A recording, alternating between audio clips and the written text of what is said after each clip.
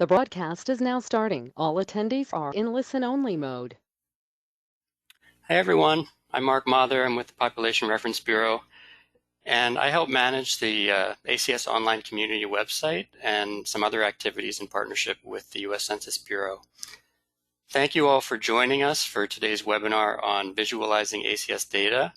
We have three panelists for the webinar today. Kyle Walker, who is an associate professor of geography at Texas Christian University. Diana Lavery, who's a senior product engineer at Esri. And we have Amanda Klimek, who's a supervisory survey statistician in the ACS office at the Census Bureau. Just a couple of quick notes before we start. We are going to save questions until the end to make sure we get through all of the presentations. But if you have a question, please type it into the question box, which is in the control panel on the right side of your screen. And this webinar is being recorded, and you should receive an email with a link to that recording in the next few days. And with that, I'm going to go ahead and turn it over to Kyle. Great, thank you, Mark. All right. Let's see, I'm just going to choose the correct monitor, which should be this one here. GoToMeeting is a little bit new, but making sure everything will start all right. And let's go ahead and view the show. So thank you to Mark for the invitation. I'm excited to be on this panel and share a few things that I've been working on with respect to visualizing American Community Survey data with R. Not going to get into tremendous details about the background of the data, given that this is sort of a shared user community, but what I really want to do today is discuss and share some tools that I've been developing over the past few years within the R software environment to try to make it easier for the user community to get to what I call the fun part of data analysis, the really place where you can do interesting visualizations, interesting analyses, build interesting models with census data. And to do that, there's a whole process that needs to be completed. And I'm going to show you how, with some of these tools that are available, you can take the tedious parts of census data analysis and really wrap it up and do it pretty quickly. So just to kick things off, a little bit of introduction about me. So I'm an associate professor of geography at Texas Christian University in Fort Worth. I'm also a spatial data science consultant. I work with organizations, everyone from individuals who are looking to learn R or some of these tools to large organizations who are looking to implement some of these tools into their workflows. So if any of you are looking for consulting assistance, please do reach out. I have a book coming out. It's already freely available to read online, but you can pre-order a hard copy as well. That's coming out this fall. It's called Analyzing U.S. Census Data, Methods, Maps, and Models in R. The examples I'll be presenting are from that book. So if this is stuff that interests you, please do pick up a copy. There are a whole lot more examples to look at. I do tweet occasionally as well. Usually when there are new features I've developed, I tweet them out. There's my handle. So talking through ultimately the way I have traditionally worked with American Community Survey data to produce data visualizations, I think all of us who work in the data visualization space know that it's not just as simple as, hey, I'm going to start designing this graphic. You need data, you need good data, and you need data in a format that you can actually work with.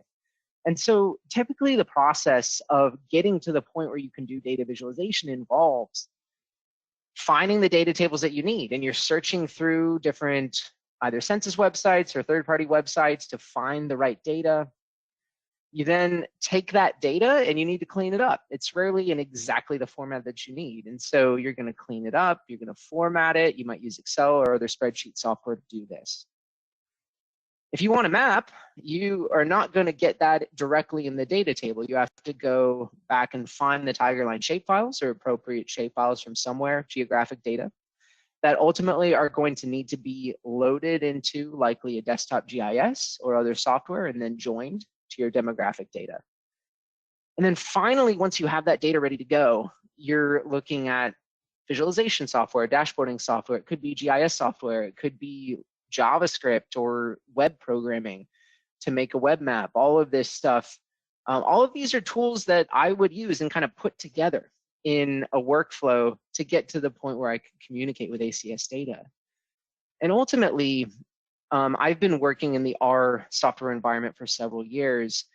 And where I really got into using this technology was when I found out that I could do all of those steps all at the same time, and I could write tools to package all of that up and make it very, very quick rather than very tedious.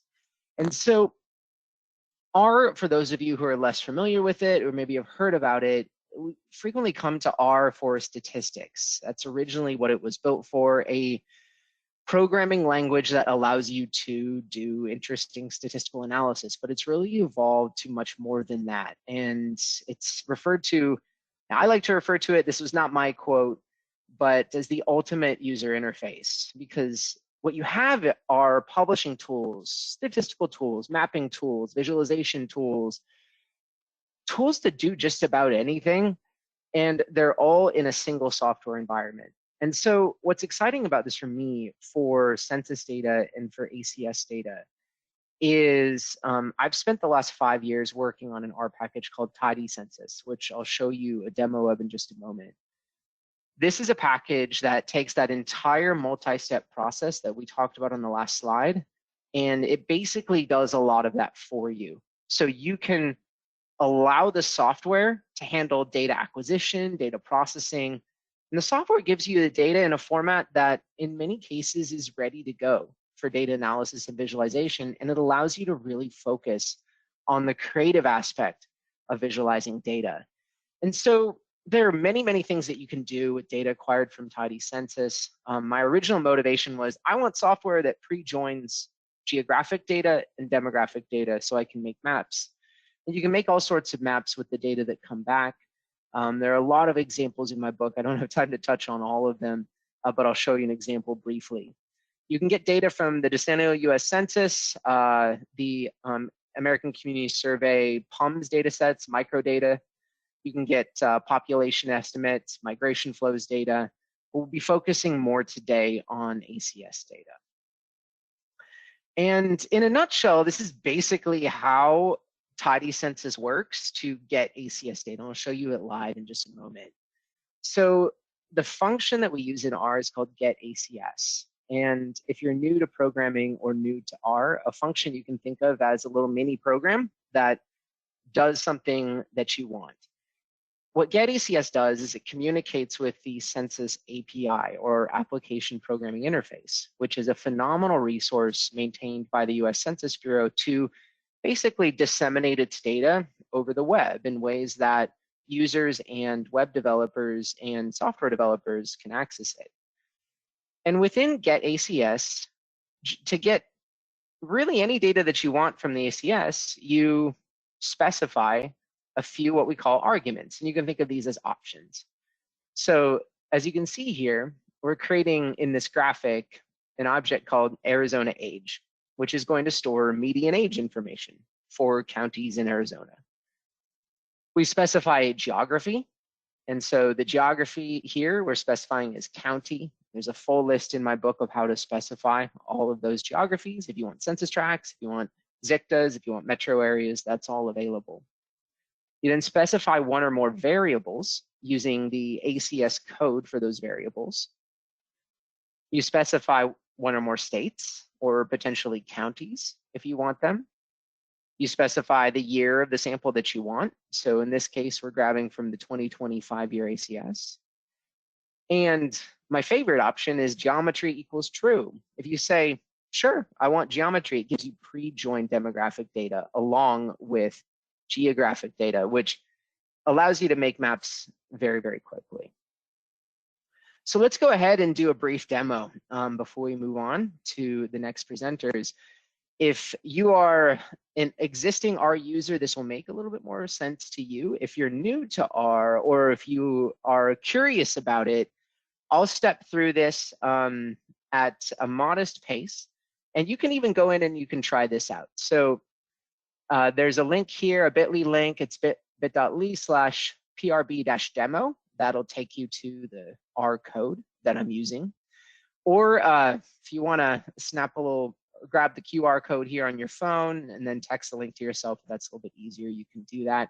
I'll leave this up for 10 more seconds or so, and you can go ahead and grab that QR code before I jump over to R.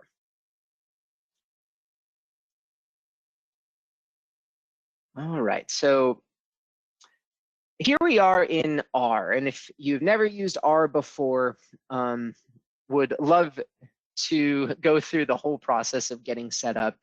I would say just kind of take this in and kind of see what's going on. I'll explain it a little bit by bit, but really illustrate what we can do very, very quickly once we get our environment set up. And so what we're doing here kind of at the outset with the library command, and this program you're looking at is called RStudio, which is, if you're using R, it's, in my opinion, the most fully featured and the best integrated development environment, or basically software interface to R that you can choose. And so I'm going to load in Tidy Census along with the Tidyverse here, which gives me access to a whole lot of visualization and data wrangling functions. And now I'm going to grab some data. So you'll notice I have a couple different options here. So I'm going to use get ACS to create an object called income data. I wanted the county level, and I'm choosing a variable code here, B19013_001. That refers to median household income. There are some setup steps that are being skipped ahead here. I would encourage you to look at chapter 2 of my book. That's going to walk you through step by step how to set up your census API key, how to get an API key, and really to get started with this. I'm going to specify a state. In this case, I want Maine, and I want to return geometry for the 2016 to 2020 5-year ACS. When I run that code through, I get back literally instantly a data set of all 16 counties in Maine, along with, and you can see here, the GeoID, which is going to be your FIPS code, and the name of the county, the variable we requested, and then we have an estimate and a margin of error around that estimate. So ACS estimates, they all come with an accompanying margin of error representing the relative accuracy of the estimate. And so Tidy Census automatically gives you both. The geometry column represents the shapes of the counties. So let's talk about visualizing that data. We're going to use the visualization software ggplot2, which is one of the most popular visualization packages in the world, and it's certainly the most popular in R. It is a canvas upon which you can paint. It is phenomenal what you can do with it. But we're going to kind of build up here and build a couple charts just to show you some of the functionality. So for a first plot, what I do here is I take my income data set and I pass it to this ggplot function, and then I specify an aesthetic mapping. So I'm saying the x-axis is going to be my ACS estimate column, and the y-axis is going to be my name, and then I'm going to plot it here with points.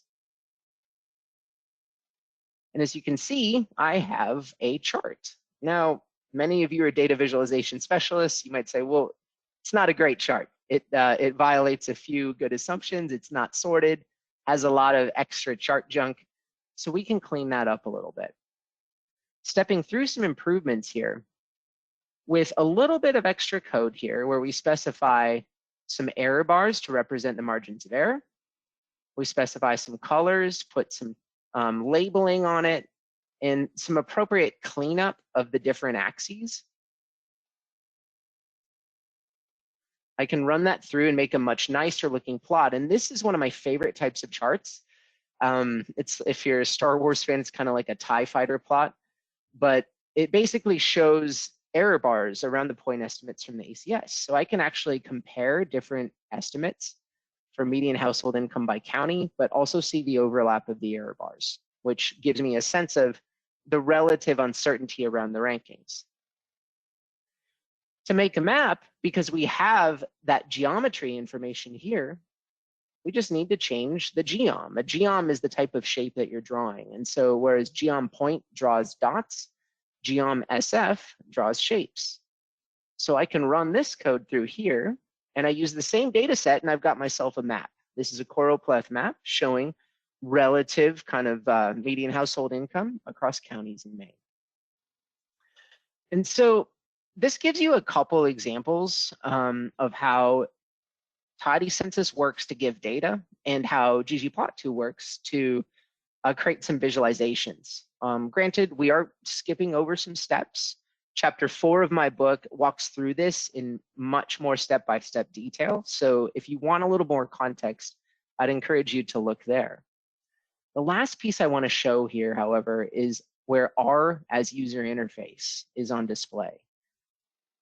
What we can do here, I can look at this map of Maine, but I've only been to Maine once. I don't know what these counties are. The chart is helpful, but so I can actually see the names of the counties, but I don't know where those counties are. What if I can make an interactive chart that actually links the map and the points? This code here uses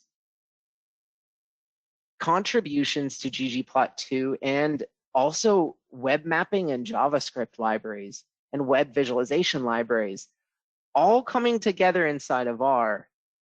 I'm going to run this code through. And what I have built here is now my chart and my map, but they are linked. So I can hover over any county in Maine, and you can see Cumberland County here. The corresponding point is highlighted on the plot.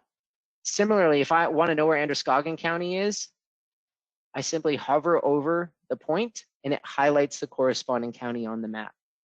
Now, granted, this is a little bit more advanced, but this is where you can go with R. It brings together all these technologies. And what excites me about the Census API and being able to build these tools like Tidy Census is we can basically, without having to go through the whole process of preparing our ACS data, we can get to this interesting stuff faster. So thank you so much. That's what I have for you today. And looking forward to hearing the other talks. Great. Thanks very much, Kyle. Next, I'm going to turn it over to Diana Lavery with Esri. Thank you, Mark. All right.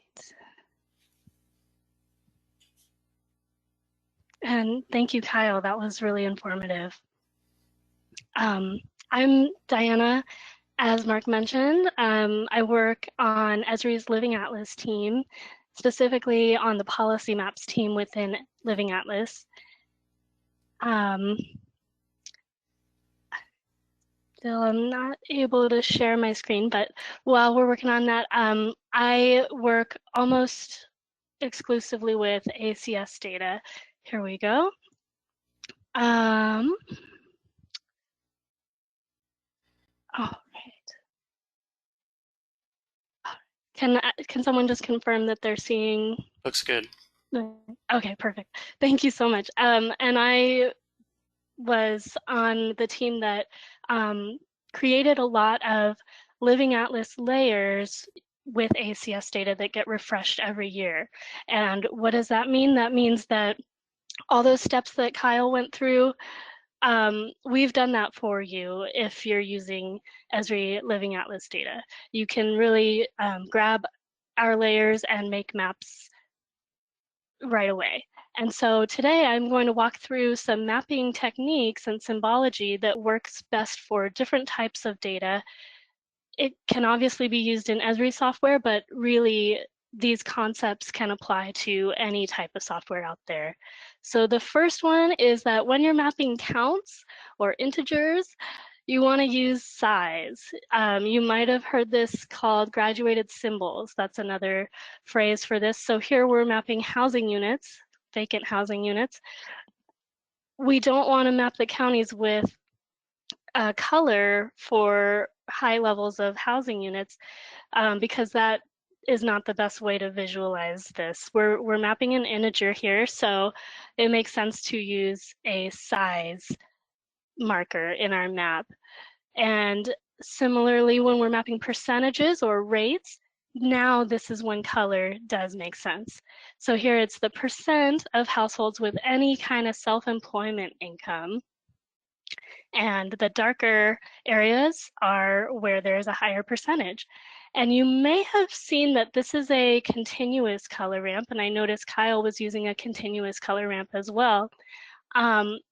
This is what makes a really nuanced map rather than the 4 or 5 different colors and the ranges for each.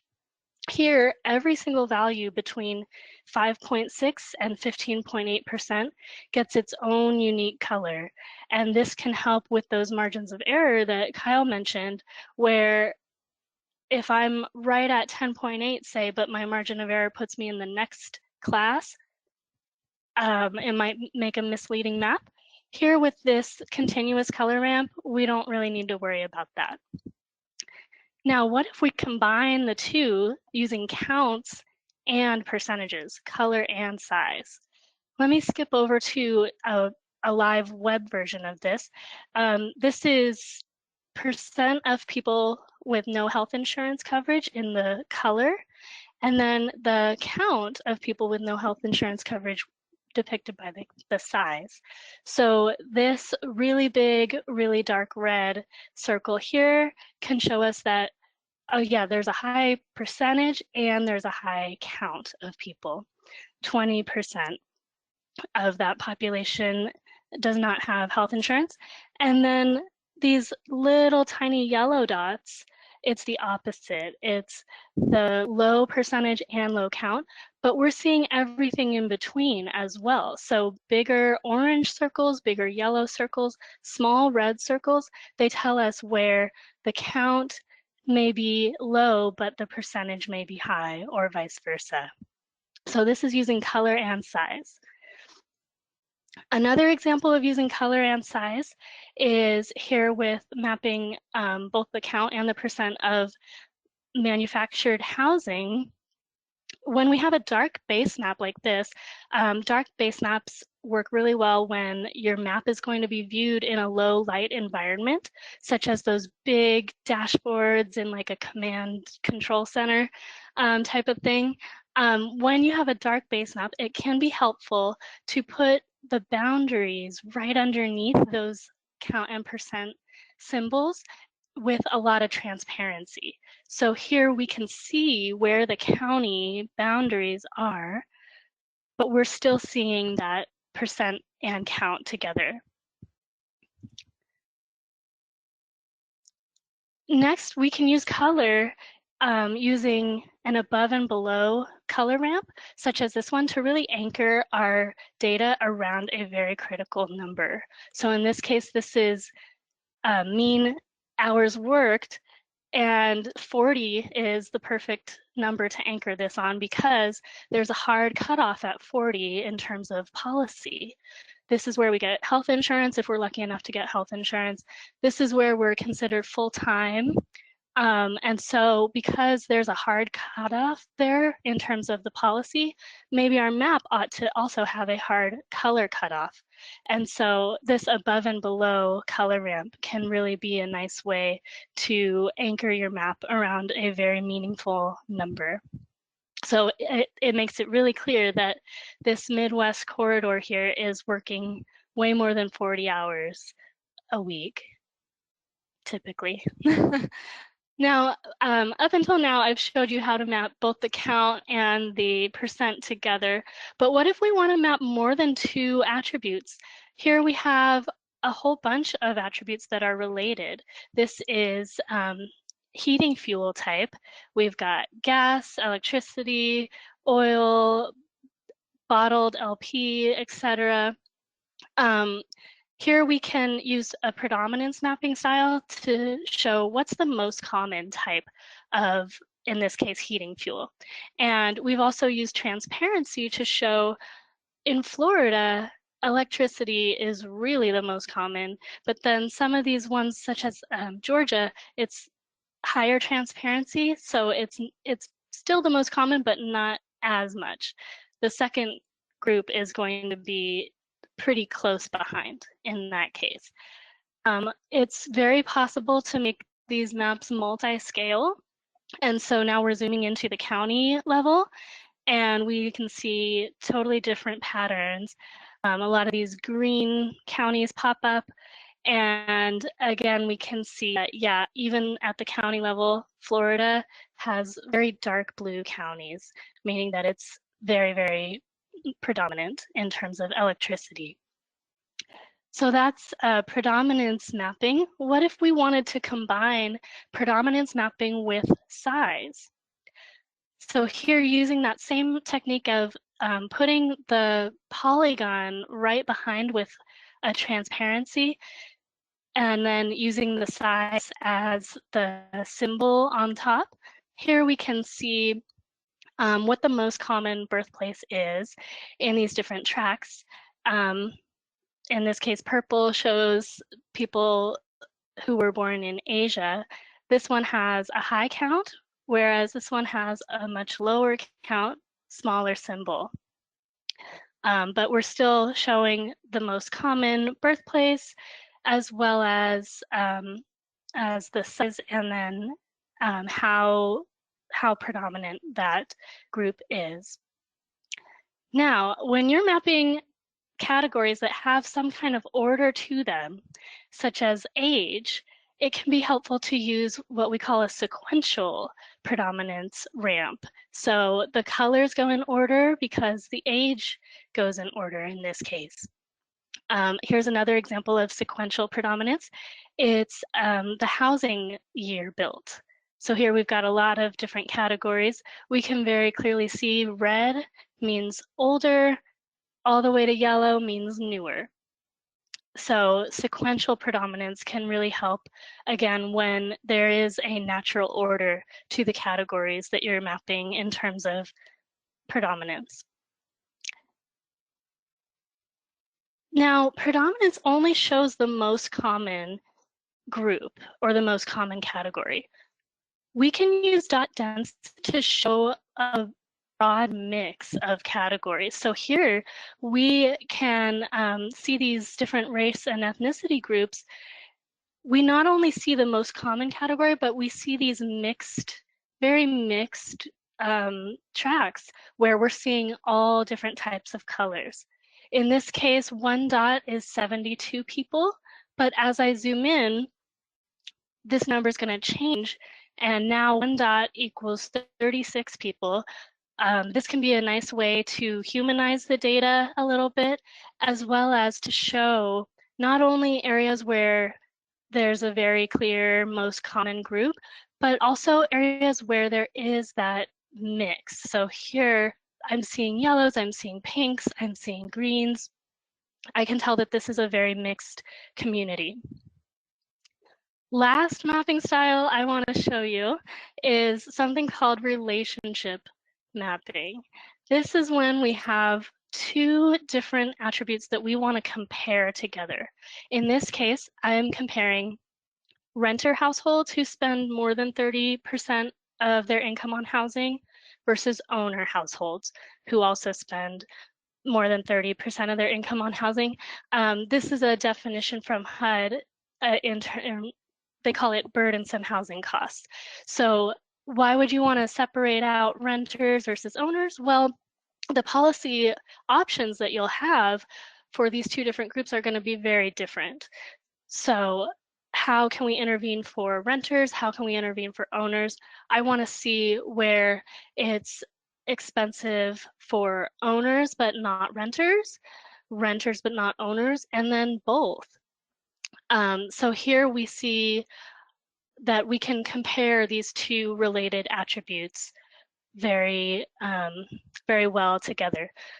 And just like Kyle was showing with the chart and the map together, I love doing that. Here we see a chart, a scatter plot of that same data that I was just talking about with the renters versus owners with the burdensome housing costs. I see this point all the way up here.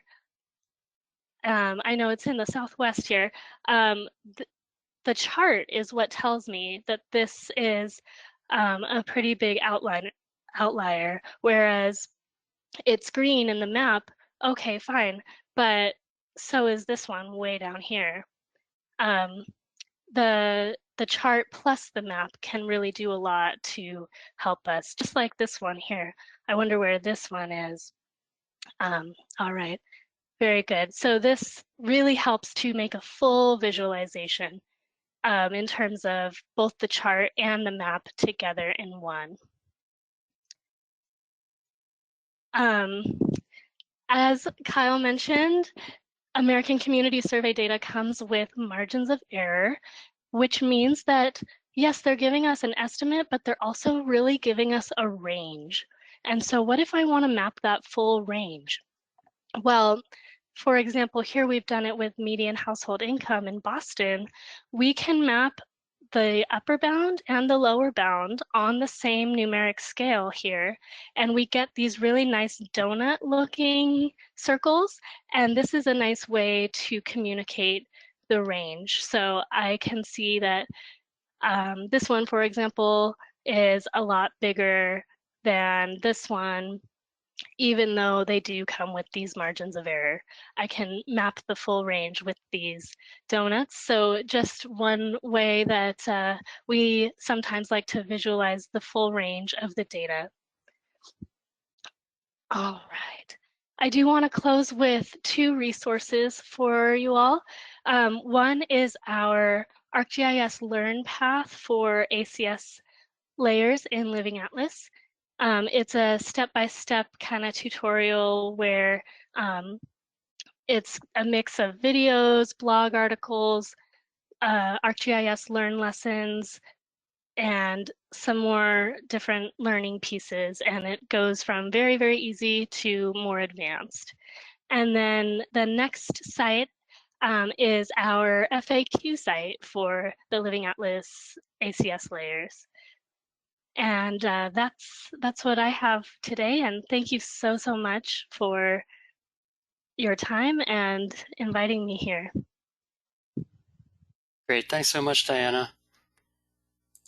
And next, I'm going to turn it over to Amanda Klimek at the U.S. Census Bureau. All right, hello. Let's see. I'm going to share.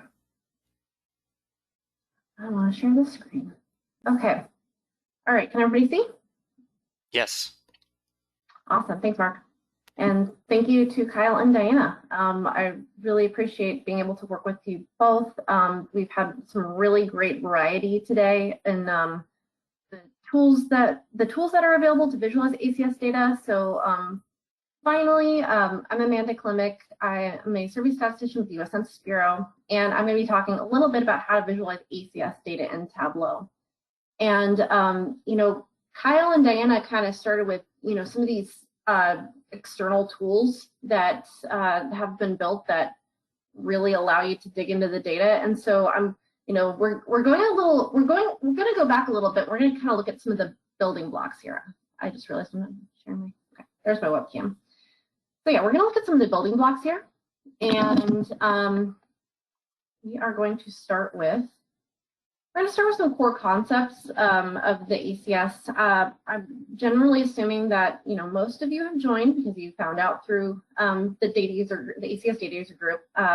So I'm not going to go too much over the basics, but we'll go over some, some core concepts. I want to go over some best practices that we've come up with over the years of visualizing ACS data. I want to go over a demonstration of visualizing ACS summary products, and that's the data that Kyle and Diana have been working with, the pre-tabulated data that we have at Census, the data that you're used to seeing on data.census.gov. But I'd also like to go into a quick demo of visualizing the ACS public use microdata sample, or PUMS. And finally, I'd like to leave you with some resources for learning more. So again, I'm not going to go too deep into this because the demo is really the most important part, but the ACS, it's the nation's most current, reliable, and accessible data source for critical planning topics such as age, children, veterans, commuting, education, income, and employment. And we survey approximately 3.5 million addresses every year, informs over $675 billion of federal government spending each year, covers over 40 topics, supports over 300 known federal uses and countless non-federal uses. And we provide these 3 sets of estimates each year. You're probably familiar with them. 1 year, 5 year are the most common, and then the 1 year supplemental. So these are some of the 40 topics that we cover. This is a selection of them. So they generally fall into social, economic, demographic, and housing characteristics. Again, you're probably familiar with a lot of these. Kyle and Dana went through some of them as examples. And we have our available geographies. So the magic number that you want to remember is 65,000. And so that is 65,000, populations with 65,000 and above are available in for the geographies in 1 year estimates, and anything down to the block group level is then available for the 5 year estimates. And then we release a selection of detailed tables packaged as supplemental estimates, and that's available for 20,000 and above.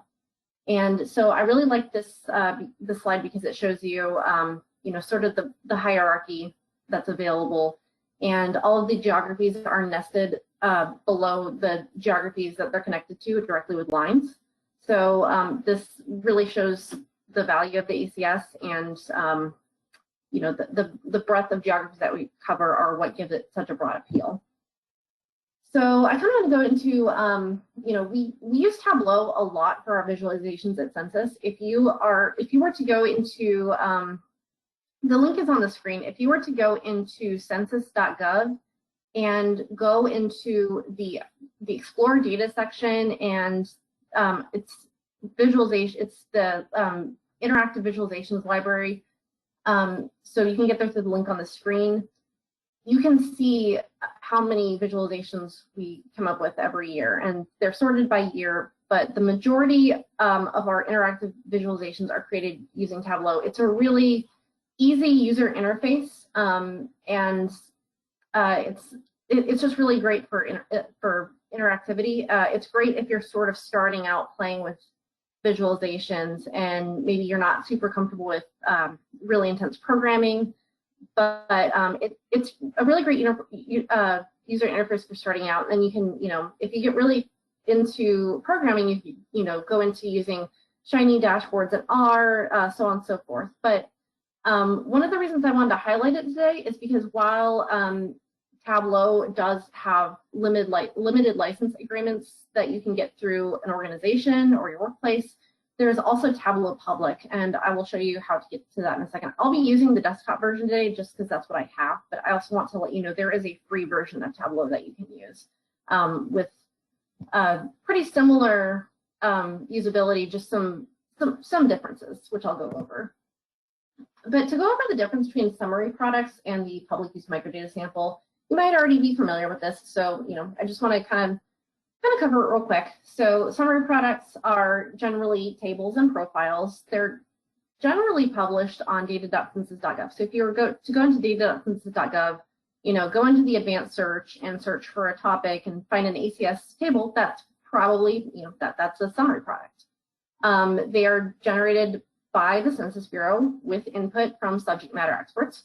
We calculate the margins of error. You know, we have our subject matter experts, you know, determine the universes of the tables, so on and so forth. So that's available from data.census.gov. It's available in the API, and you know, many other tools and apps that we have on census.gov. The public use microdata sample is untabulated records, and so that means that you can go in and you can create custom tabulations. The catch is that it's available at the nation, region, state, and what's called the public use microdata area, or PUMA level, which is areas of at least 100,000 people in population. So there are some drawbacks, but you also get to create custom tabulations with topics that you might not necessarily have available to you in the pre-tabulated estimates. So we'll get into that a little bit. And these are available from generally 3 places, which is also data.census.gov, but through the microdata access section. So if you scroll down on the main page, you can find it. And then we also have it available in the API. So one thing I will say is that Tidy Census, which Kyle presented, does now have the POMs in Tidy Census, and it's pretty cool. So I want to highlight that as well. So if you see me doing, I'm going to be working through downloading from the FTP today, but anything you see me doing, downloading through the FTP, if you're interested in exploring Tidy Census and you know, just loading it directly into your Tidy Census script, that's an option for you as well. And then, yeah, finally from the FTP site, which is where I'll be going today. This is a slide that our developers from data.census.gov started recently sharing, and I just really like this because partly it's cute, but partly it shows you, you know, the same data that you're getting from data.census.gov is available from the API. So it's just two ways to get the same data. So we're going to be drawing from the API today, but if you're just used to data.census.gov, it just goes to show you that you're getting the exact same data that you would get from data.census.gov. Data.census.gov is just a you know, interactive user interface to get this data. So I want to go over quickly some best practices that we've developed for visualizing ACS data. And I'm starting to discover in doing these presentations, there's really quite a value in going last because some of my co-presenters did some of the legwork for me already. Margins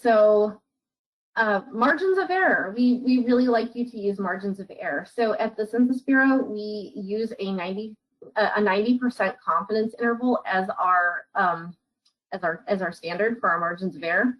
Another thing to keep in mind is the units will always be the same as the estimate. So if it's you know, a dollar estimate, the margin of error will be in dollars. If it's a percent estimate, the margin of error will be 8%. So that will always sort of align. So I'm really glad that both my co-presenters today highlighted the value of margins of error.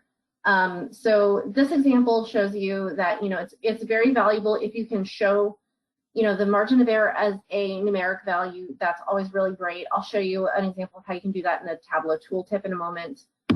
Visualizing them, you know, we've seen some examples of that today. The bars, the margin of error bars, are a really great way to do that. And you can see this example in the hover over tooltip that we have here. And then finally, if you're doing a map, just making sure that your you know, the bins that you're putting the estimates in make sense. So like say, you know, you're doing, you know, color categories for different, you know, you have all the states in the contiguous United States and you have different color categories for them. Just making sure that, you know, those sort of bins are divided up reliably. There's a really great tool for this. If you go to census.gov/ACS and you visit our handbooks, our state and local handbook has a really great example of a map reliability calculator that you can use to, it was an external project. I believe it was the New York City Planning Authority, but there's a really great map reliability calculator you can use if you want to sort of double check yourself. And then that gets down to geographies. So when you're using census tracts and block groups, it's really exciting to get that granular level of data, but you want to sort of take it with a grain of salt. You want to remember that those come with a larger margin of error. So this is a great example. I like to bring it back to, you know, high school or college statistics class. You know, a meaningful difference versus a statistically significant difference. So, you know, this 6.7 to 4.4%, you know, that could be a very meaningful difference, but you know, it's got a fairly large margin of error. So you want to take it, pay attention to that and sort of take that with a grain of salt. So those smaller geographies have very large margins of error. So, you know, we generally find that one of the best uses of custom geographies when you're mapping, or of those smaller geographies when you're mapping is to make custom geographies. So an example of this is also in the state and local handbook we have on census.gov/ACS. And this was also New York City that combined census tracts to make up what they have called neighborhood tabulation areas. And that's like their unit of analysis that they use for planning. So, you know, just some quick things to keep in mind as we're going forward. I'm not going to, for the sake of time, I'm not going to adhere to all of these today, but ideally, if you come out with a finished product and you're sharing your methodology, you just kind of want to double check yourself with some of these. So I want to start with a demonstration of visualizing ACS summary products. So I'm going to start with the Tableau Public website. I just want to show you this real quick. So this is where you can download Tableau Public, and you can just get there by Googling Tableau Public. Should take you right there. And you can download it. And basically what Tableau Public does is you can make visualizations. You cannot keep a local copy necessarily. So everything is stored on the Tableau Public server. So it's public. So, generally one of the reasons that we don't have it is because we have our internal microdata. So we have the desktop version. But, if you're working with public data, you can feel free to use Tableau Public, and everybody has access to your dashboard, to your data. So it's a good option if you're working with public data. It's a really good option if you're working with public data. You can hit discover and you can see all the other cool dashboards that people have created. So I would start there. It's free. So this is a really great place to start if you don't have a Tableau license, but you want to get into Tableau data. From there, I'm going to go to the developer site on census.gov, and I'm going to start downloading our data. So this you can get here from census.gov/developers. I'm going to go to available APIs, and I'm going to go to this ACS section. I'm going to do the 1 year data for today because I'm just going to be focusing on states. So I'm going to keep it easy. I'm going to go to 2019. I am going to go down here. I'm going to stick with data profiles today. So here's an example call we could use if we wanted somewhere to start. For the sake of time, I've already pulled up our query. If you wanted to, you could go to the variables page here, Control F. Again, as Kyle said, this is very neatly done in tidy census, but if this is just kind of a quick way of doing it. So, I just found these variables by search Control F and searching median household income. So I've already popped these into our API call here.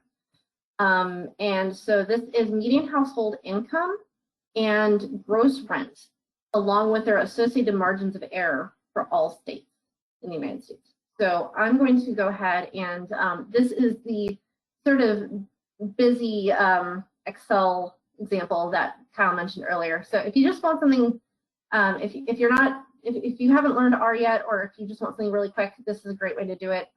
Or if you're not working with a ton of data, it gets a little messy if you are working with like large tables and stuff like that. So what I did here was I just and save as, and I'm going to save it as ACS20. I already did this for the sake of time. You want to save it as ACS20.csv. So you want to save it as a .csv file. Otherwise, it's going to save as this JSON file. And that's not going to really help you with Tableau Public. So you want to go all files, and then you want to save it as like file name .csv, and that will force it to become a CSV file. Then again, I already have it pulled up here just to be expedient. And you'll see it has some of this extra bracketing here. You can remove that with find and replace. Actually, it's Control H, so you can, take out the brackets, replace with like nothing. So that out. You can, replace the take out the quotation marks, clean it up a little. So I already actually have this loaded into Tableau, but I'm going to go ahead and show you how I would go about doing that if I didn't already have it loaded.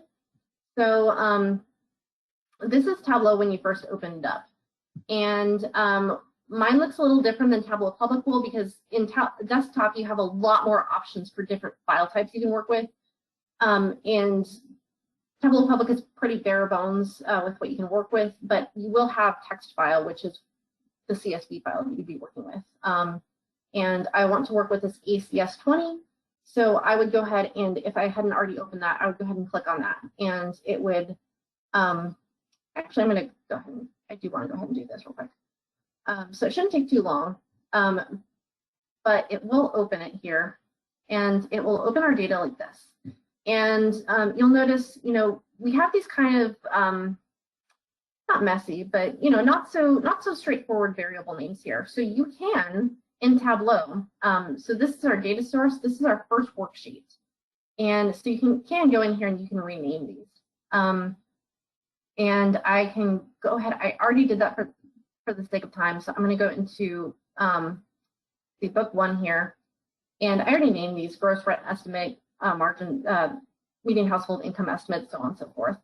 And I can go ahead and just start popping these into the dashboard.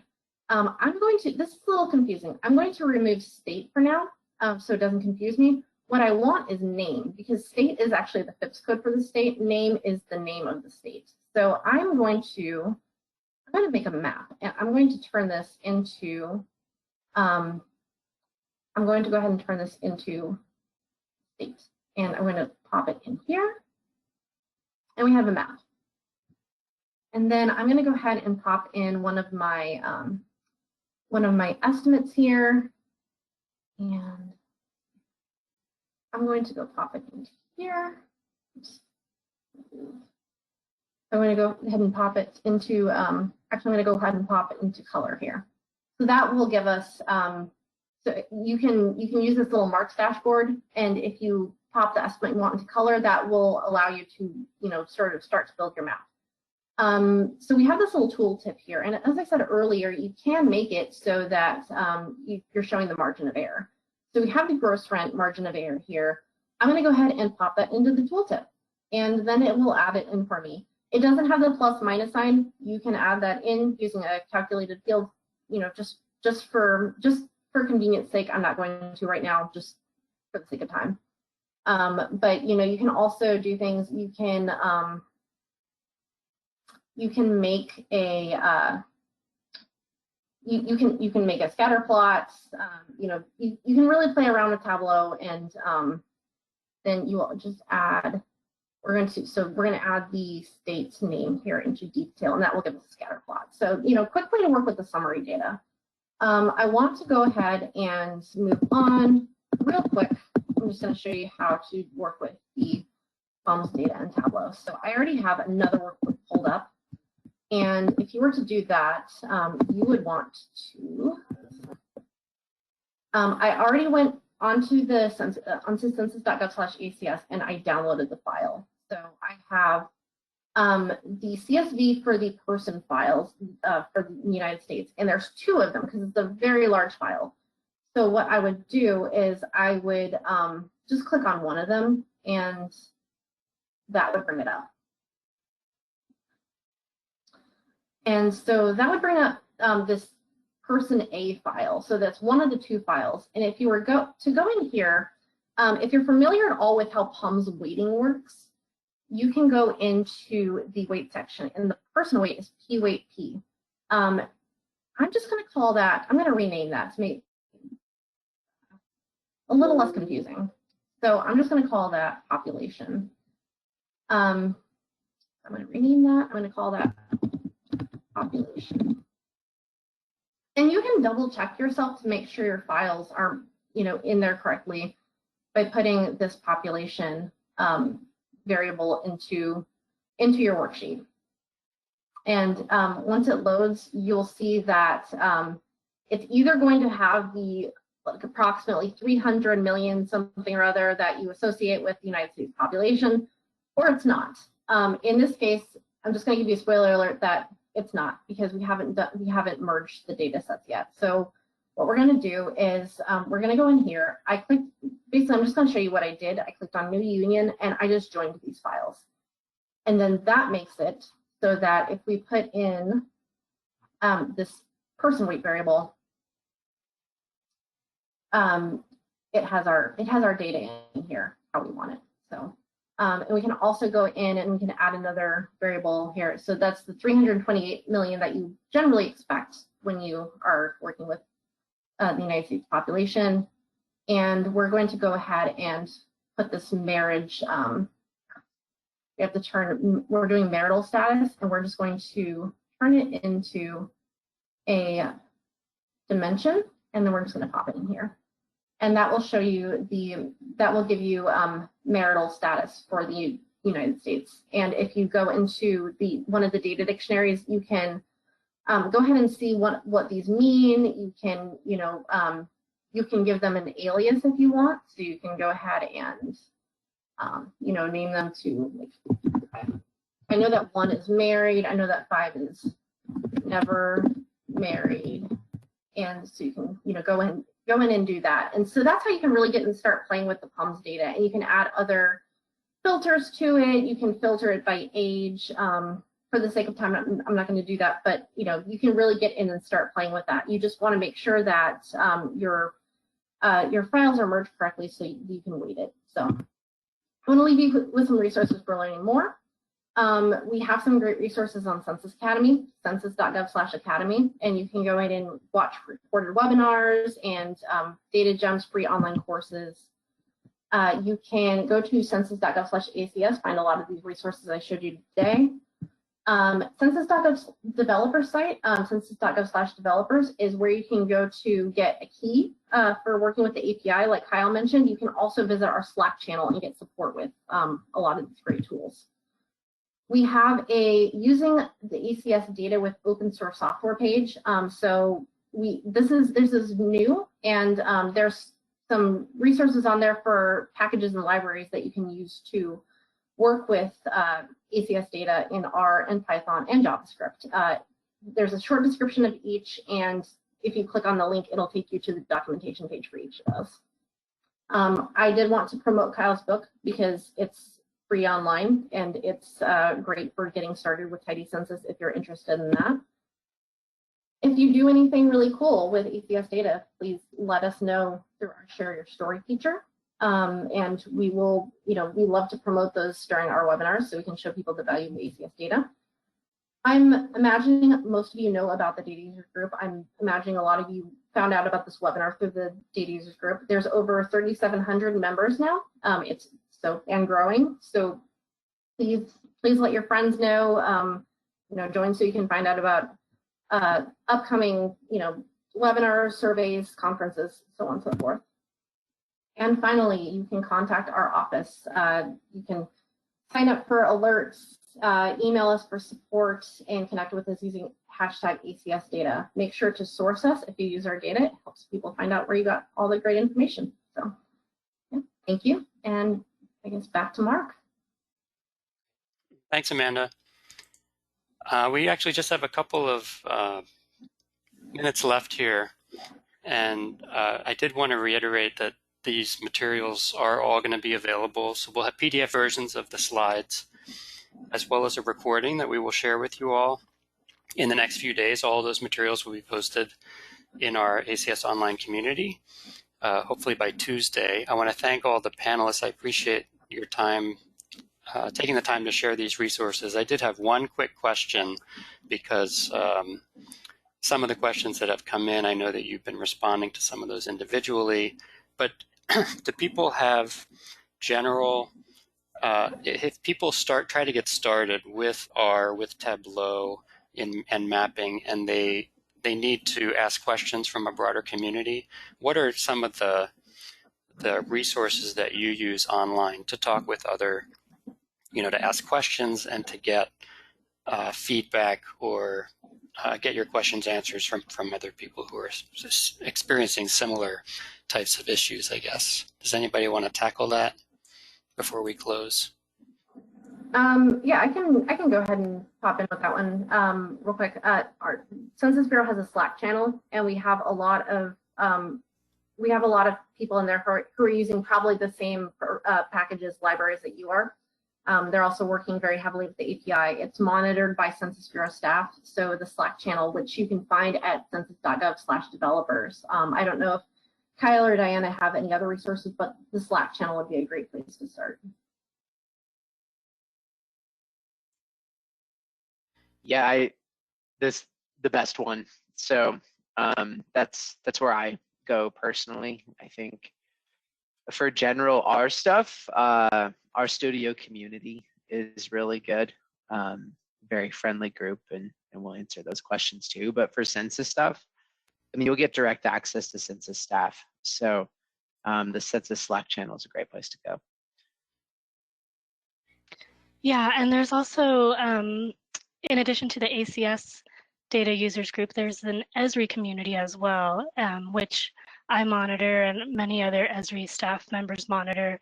It's for Esri users to talk to one another, but you'll also get responses from people within Esri. Great. Well, we are at time. I want to respect people's time. So I think that concludes today's webinar.